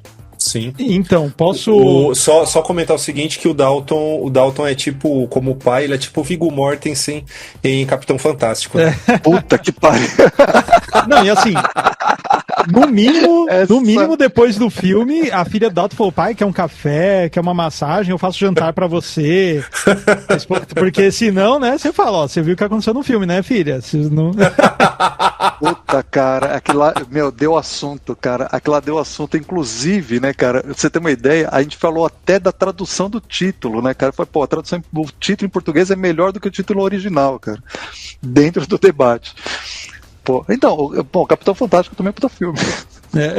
Eu vou pegar chamar meus meninos pra assistir. Mas assim, qual que é a questão? Aí agora eu vou entrar muito mais do lado do neuromarketing do que do cinema, mas tem tudo a ver, tá? Isso que aconteceu com o Dalton é uma coisa que quase que aconteceu similar. É claro, quantos anos tem sua filha, Dalton? A caçula tem 15. Tem 15, é. Aí, obviamente, que é um cenário um pouco diferente do meu, mas no meu caso, eu tenho um filhinho de 5 anos e ele nunca se interessou muito pelo Super-Homem, né? Eu tentei ler algumas coisinhas pra ele, mas ele nunca se interessou muito. O Thor, ele adora. Especificamente o Lamento do Mjolnir, né? Do Simonson, porque aparece a Jormungand, né? Enfim, aí, qual que é a questão? Aí, mais ou menos como aconteceu com o Dalton, eu mostrei aquele sneak peek, né, do Krypto com o Super-Homem.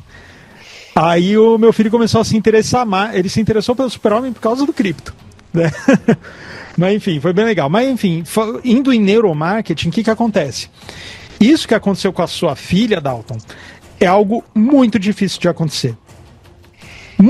Absurdamente muito difícil de acontecer. Por quê? O que eu falo de neuromarketing? Neuromarketing é você utilizar o próprio modo de funcionamento do cérebro, né, funcionamento cognitivo do cérebro, e isso você ajudar nas suas campanhas de marketing, né? Então, desde teste AB e tal, com até coisas que passam o limite da ética, né? Então, por exemplo, a pessoa vê um anúncio de um tênis, bota no carrinho, mas não compra. Aí ela recebe um banner falando, só tem mais 2 unidades e você tem uma promoção de 5%, só que só vale se você comprar nos próximos 10 minutos. Não, você não tem só 2 unidades desse tênis, você tem muito mais. Você vai deixar a mesma promoção amanhã, tal, mas você coloca essa questão da escassez para a pessoa acelerar a compra e não desistir. Enfim, isso é um exemplo, né? Você tem vários exemplos. E qual é a questão hoje, né, que é um problema? O Dalton falou muito bem, né, que parece que cinema, séries, tal, estão se dobrando para o público e não o público se esforçando para essas obras. E de fato, porque é muito difícil, porque hoje em dia você tem tanta coisa de conteúdo. E quando eu digo conteúdo, é no mais vasto sentido possível, tá? Desde jogo de videogame, jogo de celular, série na Netflix, cinema, filme, música, enfim, né? Você pode escolher entre dar um play no filme, em algum filme no streaming, ou escolher rodar o feed do Instagram. São coisas muito, mas muito diferentes. Entretanto, atualmente, elas estão praticamente na mesma caixinha dentro do cérebro da maioria das pessoas. Então, para boa parte do público, considerando o comportamento de público, isso está tudo dentro da mesma caixinha, né? Embora sejam coisas muito diferentes, um filme e um story no Instagram, atualmente está dentro da mesma caixinha no comportamento do público. Ele tem essa decisão, o que eu vou fazer agora no meu tempo livre? Vou rolar Instagram, vou ver um filme, vou fazer seja lá o quê. E isso por conta de várias coisas que nem vale a pena entrar aqui, mas... Então, o que acontece? A partir do momento que a pessoa ela não se sente confortável vendo algo, ela é provocada de alguma forma, né? Seja a pensar, não sei o que lá, tal. A tendência dela é justamente fugir para outra coisa. E isso é muito fácil. É ridiculamente fácil. Eu tô vendo um filme que não tá me agradando, eu paro ele, vejo outro filme e tal. Ou se eu não quiser ter o trabalho de procurar outro filme, é só eu abrir o celular que eu nem preciso procurar conteúdo. O conteúdo é jogado para mim, literalmente, né? Então, isso daí que aconteceu com a filha do Dalton é uma coisa muito difícil. Muito difícil. É algo que antes acontecia mais. Né? Por quê? Porque você não tinha tantas opções, além de não ter tantas opções, o público estava mais acostumado a ser provocado. Hoje não. Hoje é justamente o contrário, né? A provocação está afastando o público. Embora você tenha alguns casos isolados que até furam a bolha, por exemplo, né? Falaram muito da série Adolescência da Netflix. E eu fui muito mais pela questão que é um tema que eu me preocupo muito, né, por conta do meu filho, embora ele seja muito novo, ele nem celular ele vê, quando ele vê algum desenho eu boto na TV, eu faço questão de não deixar ele com o celular, mas ainda assim é uma coisa que eu falar que gostar de consumir é complicado, porque eu não gosto, eu não sinto prazer em consumir, mas eu me sinto meio que compelido e obrigado a consumir para ter mais insumo de como protegê-lo num futuro que tá logo aqui, né? E, pô, é uma baita série, né? Falando aqui de qualidade, pô, de atuação, de roteiro, técnica, é uma baita série. Me surpreendeu ela furar a bolha. Me surpreendeu muito. Mas embora mais pelo tema, né? Então, mais pelo tema, só que assim, furou tanto que eu fiquei contente dessa bolha ter furado dessa forma, porque é um tema que eu acho importantíssimo estar sendo em voga. Ou melhor, está sendo disseminado. E é uma série que provoca. Eu não sei se você viu, Dalton, ou você, Daniel. Não, eu ainda não, tá na lista aí. Você viu, cara? Dalton? Não vi ainda, cara. Também tá na minha lista aqui. Aí, por isso que pareça, agora eu vou falar da minha outra. Minha mais velha já assistiu e tá me enchendo o saco pra assistir. Cara, assista. Você vai ficar desgraçado, tá? Eu vi com a minha esposa, nós ficamos desgraçados, assim, porque, putz, cara, pega forte, tá? Pega forte. Mas, e assim, poxa, quando... E sabe uma coisa que me surpreendeu vendo a série? Pode parecer que é uma divagação aqui do assunto, mas não, tem muito a ver. Quando eu comecei a ver a série, eu pensei, pô, vai ser... o assunto tratado pela série é importante e tal, mas eu acho que a série ela vai... Sei lá, acho que eu não vou curtir tanto. Eu fiquei com aquele negócio, se tá muito hypado, estão falando muito, né? Eu fiquei meio assim, nem deve ser lá essas coisas, deve ser só um hype infundado. E daí eu fui vendo a série, isso que eu vou falar pra vocês não é spoiler, tá? Mas eu fiquei esperando meio que um plot twist na série, né? E não tem. E fiquem tranquilos, tá? Isso daí não é spoiler. Mas eu fiquei esperando, porque do jeito que o público falou, e eu me surpreendi muito positivamente que a série tenha seguido uma cadência muito própria e não tem nenhum momento ali de algo, nossa, você não acredita no que vai acontecer? Não tem esses momentos tão típicos de série hoje em dia. E, puxa, isso me surpreendeu positivamente. E falando sobre a questão do cinema enquanto ambiente, né, ambiência, né, a gente pensando assim que os aproveitamentos de sala, que nem assim, você falou de Copa do Mundo, eu me lembro que nessa Copa, que com certeza talvez anterior, teve alguns jogos que eles foram pegados e foram apresentados em sala de cinema, né, então para a pessoa ter aquela sensação de estádio, por exemplo. Né?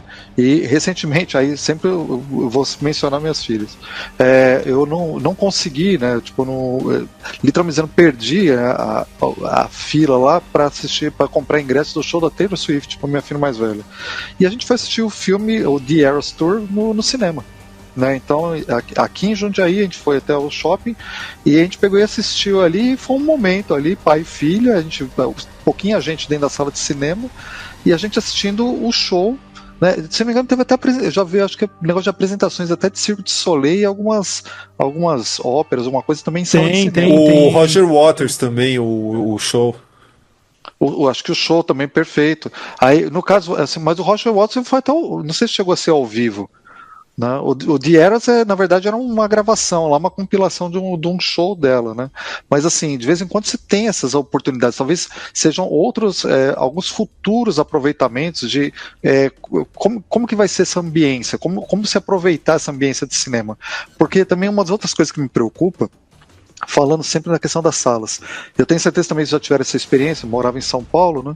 E assim, cara, tem uma ilusão que é assim do conforto, né, da sala premium, né, o IMAX, a cadeira confortável. Eu já vi várias pessoas, por exemplo, falando que foram assistir um filme, talvez até no JK mesmo, falam assim, não, mas você tem que ver a poltrona, aí ver um garçom te servir. Eu falei, cara, mas tá bom, mas e o filme?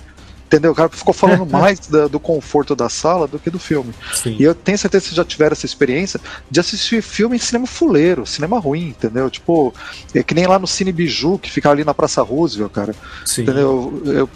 Eu assisti, eu tava falando do Cão Andaluz, né? Eu assisti uma sessão dupla, né, do Cão Andaluz lá, que assim, era a primeira parte original sem trilha sonora e depois emendava na sequência a segunda com trilha sonora, que era tipo, foi lançado 20 anos depois. E eu fui assistir também Dançando no Escuro. Pô, a sala era desse tamanhozinho, não tinha esse papo de estádio, cadeira no chão, poltroninha desconfortável, tava lá pra ver o filme, cara, entendeu? Então, assim, por exemplo, no Elétrico Cine Clube, né? Elétrico Cine Clube, cara, quantas vezes, a gente falando sobre a questão de você ir até lá, você procurar, né? Ficar procurando lá na Ilustrada, no Caderno 2, na programação de jornal, falar assim, ó, cara, vai ter uma sessão do show do Cream, que é a banda do Eric Clapton, lá na Electric Cine Club, sessão única dia tal. Meu, você corria pra lá, porque se você não viu, você perdeu, né? O pessoal vai passar o show do Sugar Cubs lá no Museu da Imagem do Som. Meu, Museu da Imagem do Som, e não tem sala estádio, não tem nada, cara. Era tipo, não tem um conforto mínimo pra você conseguir estar sentado e ver um filme. Então, assim, eu acho que assim, se por um lado você tem os multiplexes, essas coisas, e essas salas têm que ser aproveitadas e têm que gerar lucro, então com certeza talvez outras atividades sejam agregadas a ela. E para quem curte, o problema é que assim, quem curte um filme diferente fora do circuito, essas salas pequenas cada vez mais estão sumindo. E assim, aí de novo a gente volta naquela questão da educar o público, criar o público. Né? Então assim, pô, será que por exemplo assim, tinha um exercício antes que assim, a escola levar as crianças no cinema, levar as crianças no zoológico, levar a criança no museu. Ainda sabe, tem, ainda tem. Então, para você, o pessoal aprender a levar no planetário, né? Planetário é um cinema, né? Então assim, para você a pessoa primeiro curtir e aprender a se portar, levar no Museu Catavento. Né? Então, assim, parte a escola, mas os pais também, né? Tem que estar fazendo esse exercício para o pessoal aprender a etiqueta de como se portar também nesses lugares. Né? Você falou de cineclube, eu fui no Cineclube Veneza na década de 90 assistir Elvis é assim, cara.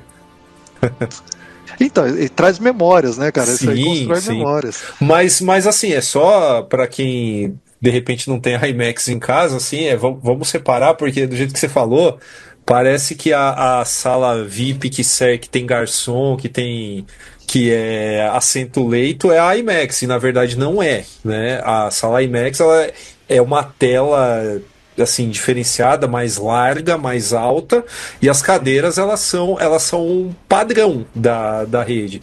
É que o JK mesmo que você falou, ele tem uma sala que é a sala VIP, que ali serve até vinho pra galera, né? Isso tem, tem até aquelas mesinhas, né, como se fosse de aeroporto, né, para você puxar, que um amigo meu que foi pro Japão falou que tem isso também, né? Ou você tem uma mesinha para você puxar e comer seu lamen lá dentro do cinema, sabe? Como se fosse um avião. Então, mas... O IMAX eu gosto, cara. É uma inovação que eu acho que serve para alguns filmes, né? Inclusive o Superman do James Gunn, eu farei questão de ver numa sala dessas. Não, perfeito, mas vamos analisar. Particularmente, eu nunca fui numa sala IMAX, né? Eu tô me devendo essa. Mas, assim, a minha dúvida é, assim... os filmes que serão produzidos para passar em IMAX. Por exemplo, vamos falar do CinemaScope. Por exemplo, eu acho que muita gente a gente não tem oportunidade de assistir 2001 no cinema. Né? Eu tive. Então, cara, eu não vi. Então, eu não tive... Mas é algum relançamento recente, provavelmente. Sim, na mostra do... não tinha como viajar no tempo, né? Não era nascido, pô. Não, cara. O pessoal tá... É justamente o gancho que eu tô querendo pegar. Exemplo do que aconteceu com Pipoca Nanquim recente, que passou o filme do Conan no cinema, cada vez mais, tanto fora do Brasil quanto no Brasil, o pessoal está reproduzindo, pegando filmes clássicos e passando novamente em tela de cinema. Sim, que nem a gente pegou o relançamento ruim, né, do Guerra nas Estrelas, do primeiro Guerra nas Estrelas, que foi todo retrabalhado lá pelo Jorge Lucas. Então, assim, eventualmente, o pessoal está tentando trazer para a sala de cinema esse público que gosta de uma coisa clássica, uma coisa diferente, com esses filmes, com relançamentos de filmes antigos, né? Mas voltando na questão do 2001, por exemplo, é um filme para você assistir naquela tela grande, você tem aquela ambiência, né? Sim. Então, assim, tem alguns filmes nessa situação. Agora, será que com esse negócio da tela pequena, assistir em casa celular, o pessoal, a indústria vai ficar investindo em filmes para você ter essa sensação de ambiência? É que a gente está muito no universo Brasil. E isso enviesa um pouco, por exemplo, a gente até tá falando das telas IMAX, né? Que óbvio que aqui no Brasil é uma tela diferenciada, porém, o que a gente tem aqui no Brasil não é IMAX. Não é. Por quê? Porque a boa parte dos cinemas, eles estão em shoppings e tal, tudo mais. O IMAX mesmo, a tela do IMAX, ela tem andares e andares de altura, uma coisa absurda, né? A própria, né? Nem a de Curitiba segue esse padrão? Não, cara. Assim, quando eu fui lá em Curitiba assistir o Oppenheimer, a tela, eu achei ela bem melhor que tanto a do JK quanto em um UCI aqui, embora fosse o UCI lá também, mas ela não segue o padrão IMAX de fora. Não segue, tá? Emula o IMAX. Isso, é tipo que você tem o queijo Gouda e o queijo tipo Gouda. Tela tipo IMAX, tá? Mas, assim, o pior aqui é o Bourbon, que é o puxadinho do cinema que já existia, né? Nossa, Dalton, o Bourbon é ridículo, porque tem a tela e a 1,5 metro da tela tem a primeira fileira de cadeira. Exato. O nariz, né? A logística é você comprar o ingresso já pensando num lugar estratégico para não te passar raiva, porque é caro e você tem que ficar num lugar que dê para ver a tela toda. Mas qual que é a questão? Então, assim, porque isso é uma questão física mesmo, né? Porque aqui no Brasil você tem as grandes salas de cinema dentro de shoppings, né? Então, é um lugar dentro de um lugar, né? Então, isso já tem uma impossibilidade física aí, né? Uma limitação física. E os cinemas de rua aqui no Brasil também não suportam tamanha magnitude, nem teriam como se bancar com essa magnitude também. Tem tudo isso, né? Então, assim, o IMAX, acho que lá fora o público pode ter um tratamento diferenciado para o IMAX do que quando a gente está falando aqui dentro. Eu não tenho informações oficiais disso, mas eu acho que a gente pode tirar algumas conclusões bem racionais e plausíveis por conta da disputa pelas salas IMAX lá fora, né? Eu lembro na época que o Oppenheimer saiu, que o Missão Impossível, não lembro se o Missão Impossível saiu um pouquinho antes ou se iria sair um pouquinho depois, e tava uma briga lá entre as distribuidoras pelo número de salas IMAX, né? Então, assim, embora aqui no Brasil também o IMAX tenha um preço diferenciado, tal, lá fora, de fato, principalmente pegando o universo norte-americano, são salas bem especiais mesmo, tá? Então, até que tem concorrência para ver em quantas salas IMAX filmes que vão estrear ao mesmo tempo vão disputar ali, porque além de dar um retorno maior para a distribuidora, ainda assim tem um prestígio atrelado a isso, tá? Mas o que eu ia falar disso aí também? Eu ia falar uma outra coisa. Tá. O Dalton falou, né, dessa questão de eventos serem transmitidos em cinema e tal. De fato, o capitalismo tá inserido no papo, direta e indiretamente, né? Então, a sala de cinema, ela precisa se pagar, né? É apenas um dos jogadores aí nesse campo que precisa se pagar. Como que a sala de cinema se paga? Com gente pagando ingresso. Não tá pagando com filme? Vamos tacar show aqui, vamos dar algum jeito para pagar isso aqui. Show de bola. O cinema, ele tem uma particularidade que é o seguinte, né? Uma coisa que está sendo meio que uma briga atual é quanto tempo o cinema teria de exclusividade do filme. Então, vai sair o filme X, ele só pode ser comercializado posteriormente para streaming ou para aluguel digital, seja lá o que for, depois de X dias da sala de cinema. Qual foi o problema? Com a pandemia da Covid, você teve esse imbróglio onde muitos filmes estreavam no cinema e no streaming no mesmo dia, outros filmes estreavam no cinema e poucos dias depois já estavam no streaming e tal. E isso acostumou tanto o público quanto os investidores. Em que sentido? O público acostumado com um filme que está passando no cinema, em poucos dias ele ir para o streaming, ele espera chegar no streaming, sem problema algum. E os investidores, é aquela questão, o filme não fez tanta bilheteria no cinema, eu preciso recuperar meu investimento. Taca no streaming o quanto antes para a gente pegar esses dividendos aí. Então, assim, uma coisa que parece que está mudando, eu não sei exatamente em que pé está as negociações, até porque eu acho que são negociações que variam de estúdio a estúdio, tá? Mas uma coisa que eles querem muito agora é ter uma lacuna de pelo menos, se não me engano, 60 dias ou 90 dias dentre o filme sair de cartaz oficialmente e chegar no streaming. Nisso, eu acho que já ajuda um pouquinho a passar uma ideia um pouco maior de escassez. Pô, tem esse filme que todo mundo tá falando que é legal, tal, mas vou esperar para ver no streaming. Pô, se demorar aí 2 meses, 3 meses, a pessoa pode pensar diferente. Até filmes que saíram da bolha, por exemplo, Ainda Estou Aqui, que por conta do Oscar fez um rebuliço, muita gente indo ao cinema e tal, o filme já tá na Globoplay. E eu conheço muita gente que não foi ao cinema porque sabia que ia chegar na Globoplay rápido. Então isso também é ruim, embora é complicado também a gente julgar, porque, pô, quem também tem dinheiro para ficar indo no cinema, sendo que no streaming é relativamente muito mais barato, né? Então, querendo ou não, você deixar algo tão exclusivo assim no cinema é você elitizar um pouco a arte também. Mas é um assunto deveras complexo que a gente está falando também, né? Mas se a gente lembrar que o próprio Tropa de Elite já tinha sido mega pirateado e mesmo assim foi lançado no cinema, meio que, sabe, com um certo receio, e ainda assim lavou a égua, cara. É para se pensar também, né? Muitas vezes. Mas aí entra naquele exceção que confirma a regra, né? Isso nunca aconteceria com o saneamento básico do Coutinho, por exemplo. E é isso, concordo. Então, mas esse é o Tropa de Elite, é o filme que estoura a bolha, né? Agora, assim, vamos pensar no Ainda Estou Aqui.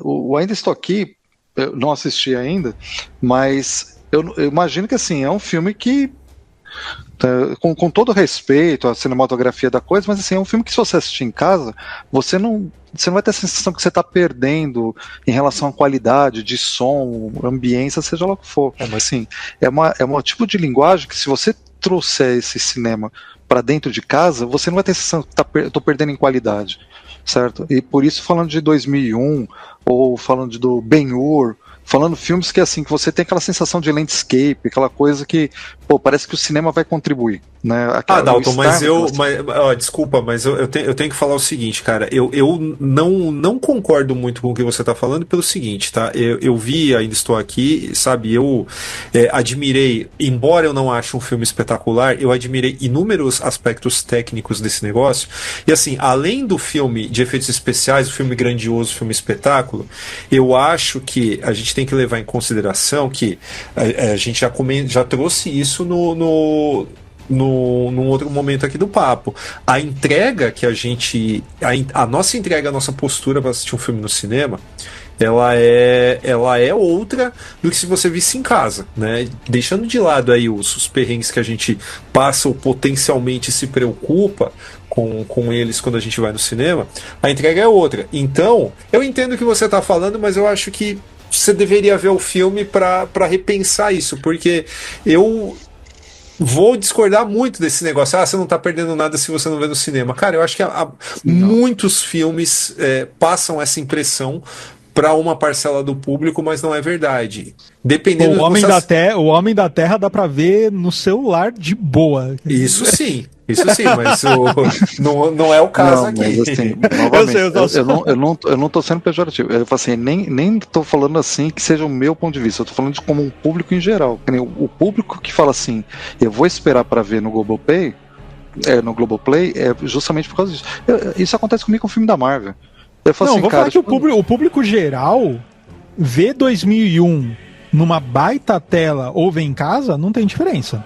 Não, ele nem vê, ele para com 5 minutos. Não vê porque é muito longo. Mas assim, eu falo sobre ser atrativo.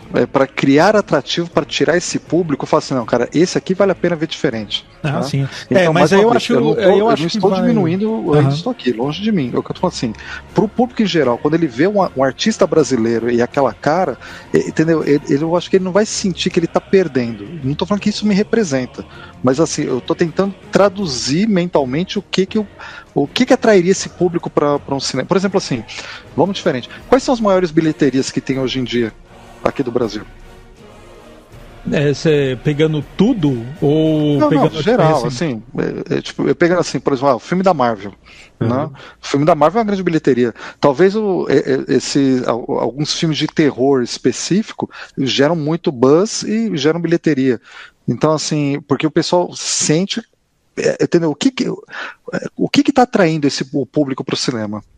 O que será que está chamando? Em termos de filme nacional ou geral você está falando? Não, geral. Tá. É franquia mesmo. É franquia. Aí não tem muito o que fugir do padrão mesmo.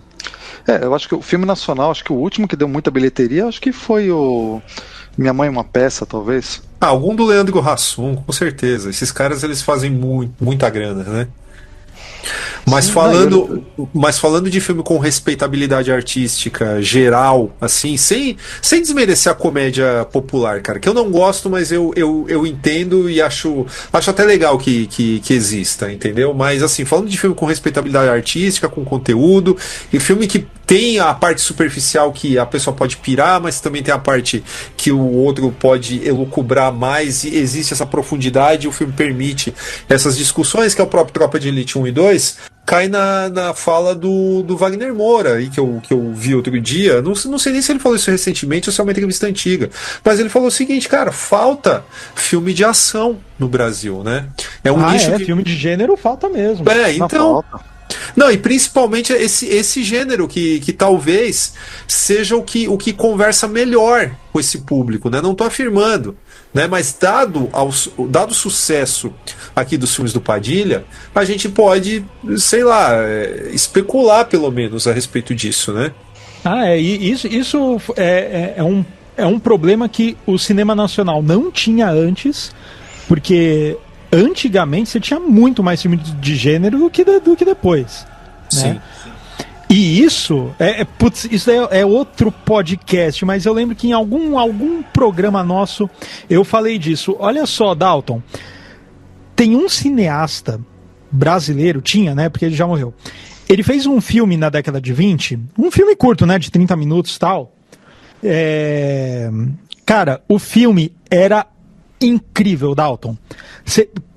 Cara, os enquadramentos do cara, a montagem, cara, assim, você vê o filme, você fala, pô, esse cara é um visionário. Esse cara é um visionário, porque o cara tinha umas sacadas, umas transições, o cara fazia umas elipses assim, você, caramba, cara, que cara, pô, sensacional. Lembro que quando eu vi esse filme, eu falei, caramba, esse cara e o Mário Peixoto são meus cineastas favoritos dessa época. Agora eu vou te falar uma coisa, Dalton. Você tem ideia do nome desse cineasta que eu tô falando? Não faço nem ideia, mas estou imaginando você falar Zé do Caixão. Não. Década Cara, de eu vou te 20 é falar. um pouquinho cedo. Ah, não, eu não vi que era década de 20, desculpa. Não, O cara não é muito sei. precoce, o Zé do Caixão. Mano. Mas, cara, faz um sentido você não saber de quem eu tô falando, porque esse cara foi praticamente limado da história, porque um crítico, que na verdade é muito mais que um crítico, ninguém menos que o Mário de Andrade, destroçou o filme na crítica, praticamente falando para as pessoas não verem o filme. Sabe por quê? Não. Porque ele falou que o filme, ele parecia muito norte-americano. E ele tava querendo defender o movimento Mega Brazuca, sendo que o filme não tem... Tirando a montagem, assim que você fala, pô, esse cara é o aluno que superou o Griffith, né? Mas, só que daí o Mário de Andrade colocou isso. Isso pegou tão mal pro cineasta que ele nunca mais fez um filme, cara. Mas ele afetou ele, isso aí. Porque assim, pô, Mário de Andrade, né? Mário de Andrade é um nome, pô, pra caramba. Então assim, você pega um Mário de Andrade, uma verdadeira autoridade, o cara fala mal do filme, atacando o cineasta, falando que ele não era brasileiro o suficiente, o filme dele, né? Falando que o filme dele não era brasileiro o suficiente. Cara, o cara não fez mais um filme, Dalton. Então, e o Mário de Andrade também, ele atacou, né? Só que não colou lá no autor, né? O Fantasia, né? Inclusive, né? A crítica dele de Fantasia, ele destrói o Fantasia do Walt Disney. Né? Então, o que acontece? Você pega uma própria pessoa... E assim, aqui eu não tô de forma alguma julgando a obra do Mário de Andrade, porque, pô, é uma obra fantástica, obviamente. Mas, olha só, uma pessoa do próprio cenário artístico atacando um outro artista porque esse artista não condizia com o que o Mário de Andrade achava que tinha que ser arte aqui no Brasil. E daí o que acontece? Você vê que quando você pega cinema brasileiro mesmo, você vai passando o período, até passando Mazzaropi e tal, tudo mais, depois disso daí, que você tinha bastante coisa de gênero, acabou que foi morrendo, né? Tirando as comédias, a parte de gênero mesmo foi morrendo. Isso porque a própria classe artística atacava essa questão de gênero, né? Então, mas aí no final das contas vale a pena você chamar influencer mesmo, né, pra assistir o filme, né?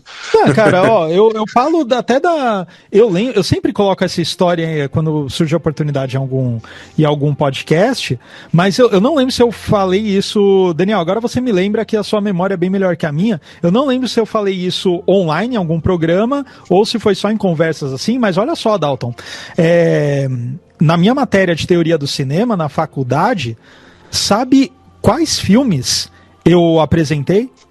Eu defendi a escalação do Arnold Schwarzenegger no Conan e também falei sobre a ideologia em Rambo 2, cara. Que? Cara, isso aí você foi... E assim... É a síntese da palavra defesa mesmo. E assim, ainda falou mal do Glauber Rocha no meio. Não cheguei nesse ponto. Bom, imagina a banca, né? Que, cara, assim... Eu fiz bons amigos na época da faculdade e tal, mas assim, cara, estudante de cinema é complicado, Dalton. É complicado, porque todo mundo que entra na faculdade acha que realmente é o novo Glauber Rocha, tal, não sei o quê, quer só fazer filme e arte e tal. Enfim, quer ser um Pollock antes de saber desenhar um rosto, né? Por quê? Porque tecnicamente Pollock é mais fácil. Parece, né? Exato. Né, mas qual que é a questão? Acha que filme de arte, por poder ser mais pirado, vou ser muito sincero aqui, é bem mais fácil de fazer. É bem mais fácil de fazer um filme de arte, porque primeiro, você não tem a obrigação nenhuma das pessoas gostarem.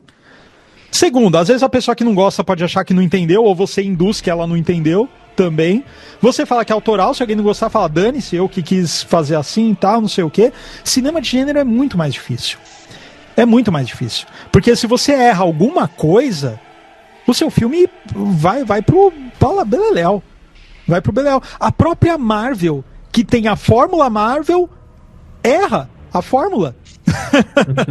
Às vezes você pega o Homem-Formiga que você citou aí, o 3, foi um fracasso, por quê? Porque a própria Marvel errou a própria fórmula dela, né? Então... E qual que foi a questão, né? Eu tava falando lá na faculdade, eu falava de Conan, falava de um montão de filme, mas esses filmes mesmo pipocões e tal, por quê? Porque, primeiro pra não... cinema não é só Godard, não é só Truffaut, né? Cinema é tudo. E outra coisa, dá pra você estudar cinema seriamente com um filme pipoca também. E qual que é o problema? Ninguém vai começar a amar cinema assistindo Truffaut. Não dá, é impossível. Você tem sim uma gradação de absorção da arte. Você tem. É até complicado quando você vai tentar, entre aspas, ensinar alguém. Eu imagino que o Dalton só passa por isso com as filhas, é algo que eu meio que tô passando com meu filho. Poxa, eu quero que ele chegue até aqui. Mas qual que é o primeiro passo, o segundo passo, o terceiro passo? E falando de cinema brasileiro, né, que todo mundo fala, cinema brasileiro não presta. Aí chega a cinéfilo falando, não presta porque você não conhece, sei lá, tal filme. Eu amo Abril Despedaçado, mas não é um filme pra você amar o cinema nacional de cara. Não é. É um filme difícil, é um filme apaixonante se você já tem uma carga, né? Então, assim, de fato, esse negócio de educar o público que vira e mexe aparece aqui é uma coisa necessária. E para fazer o gancho do que a gente tem falado até agora no programa, é o seguinte, então quer dizer que vocês querem de fato... obras mais bobinhas, tal. Não é questão de obra bobinha. A questão é que estamos num período muito complicado da história, da sociedade e da tecnologia, que a tecnologia não incentiva você a dar o próximo passo. Essa que é a questão. Então, por exemplo, poxa, você gostou de Star Wars? Legal, então por que você não vai pro Star Trek, Jornada nas Estrelas? Não faz isso. Não faz essa ponte, né? Que legal, nossa, eu tô tentando puxar algum exemplo aqui, mas tá complicado. Você gostou do Conan? Assiste o Príncipe Guerreiro. Nossa! Boa. Você gostou do Exterminador do Futuro? Assista o Cyborg. Não, assiste que é Kerouac. Nossa. Boa. Bom, mas assim, o algoritmo faz pra você, né? Não, mas por exemplo, você pega, sei lá, Oppenheimer, que estourou bolha, né? Poxa, uma recomendação na sequência, você curtiu Oppenheimer? Curti. Nossa, mesmo indo pra frente, pra trás, o filme não seguiu uma linha cronológica, você curtiu Oppenheimer? Curti. Curtiu a duração do Oppenheimer? Curti e tal.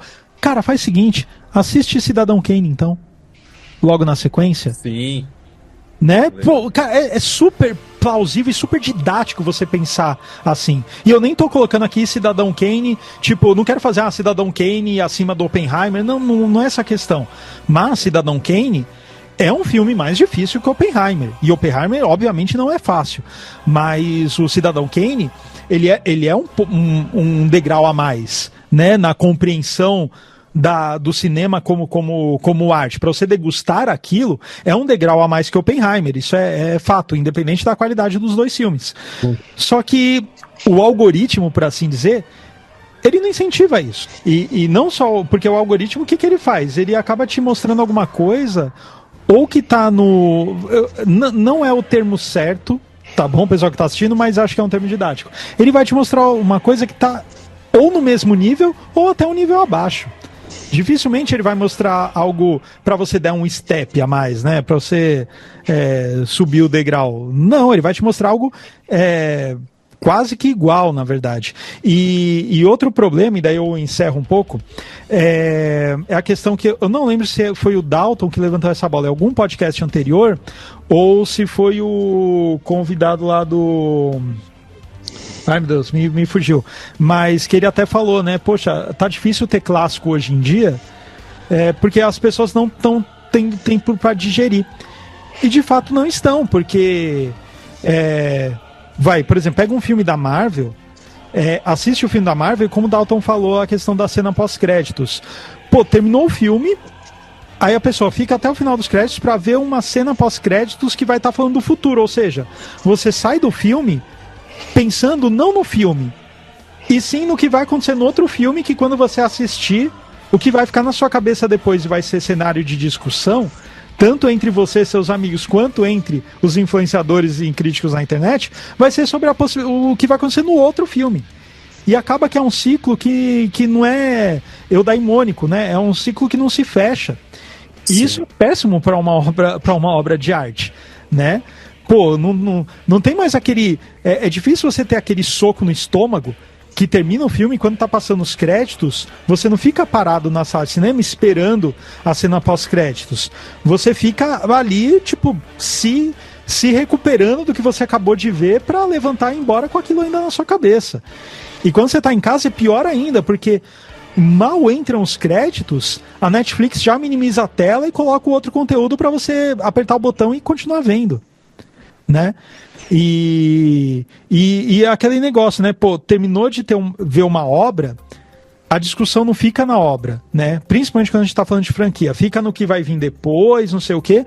Ou se não é algo de franquia, você assiste aquilo e depois tudo que é jogado na sua cara são coisas relativas àquilo que você já assistiu. Coisas com o mesmo ator, com a mesma atriz, com o mesmo diretor, tal, não sei o quê. Mas o mundo, por assim dizer, não te dá tempo mais de você ficar regurgitando, digerindo aquilo que você viu. Aí quem tá ouvindo fala, mas você terminou o filme, desliga a TV e fica pensando. Sim, mas olha só a questão, terminou o filme, você tem que pegar o controle, desligar, tal, você não tem mais aquele tempo de só ficar parado, né? De ficar passivo. Não, você tem que sair daquele transe de contempladora de arte, você tem que sair desse transe para tomar alguma atitude para tentar continuar no transe, né? Então, assim, eu entendo, né? E assim, agora uma das coisas que a gente cria, né, uma dicotomia assim, que a gente tem a tecnologia, o cinema enquanto prédio e ambiente e tecnologia, e a obra, o produto que passa nele, né? Então, assim, no final das contas, assim, para a gente ter esse público, né? Falando do Oppenheimer e indicação do Cidadão Kane, a gente tem que ter essa ideia também que, assim, a qualidade, não é porque tem qualidade que não pode ser entretenimento, né? Então, assim, eu posso ter um entretenimento, você tem um Billy Wilder, você tem um John Ford, você tem um Sérgio Leone, que são entretenimento e tem qualidade, e isso aí vai educando o pessoal em relação ao produto, né? E por outro lado, a gente, aí cabe aos nossos pais, a gente, enquanto cidadão, aprender a nos comportarmos no ambiente, né? Então, são as duas coisas para a gente conseguir, sei lá, prever como vai ser esse mundo, ou pelo menos moldar esse mundo aí que tá por vir aí, né?